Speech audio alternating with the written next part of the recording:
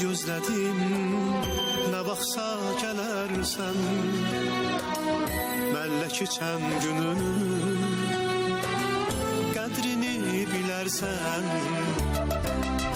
Yolunu gözlədim, nə vaxtsa gələrsən, məllə keçən günün qədrini bilərsən. Bilirəm günahkar olmuşam, qayıt gəl, həsrətin qəlbimi yandırır, qayıt gəl, gözlədim sevgimin xətrinə, qayıt gəl. Bilirəm günahkar olmuşam, qayıt gəl, həsrətin qəlbimi yandırır, qayıt gəl, gözlədim sevgimin xətrinə, qayıt gəl, qayıt gəl. Sən qayıt gəl, sən qayıt gəl.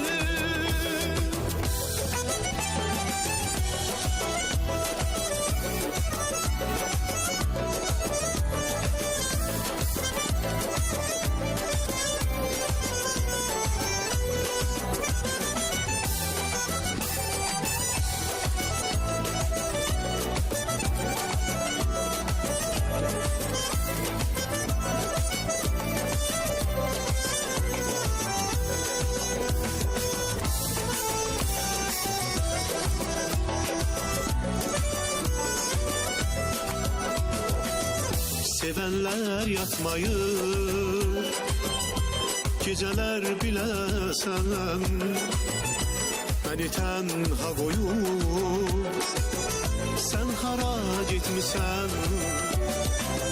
Sevenler yatmayır, geceler biləsən, məni tənha qoyub, sən hara getmisən.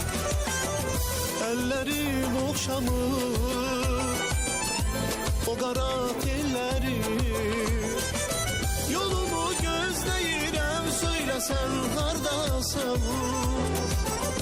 Ellerim okşamır o qara telləri, yolumu gözləyirəm, söyləsən hardasan. Bilirəm günahkar olmuşam, qayıt gəl, həsrətin qəlbi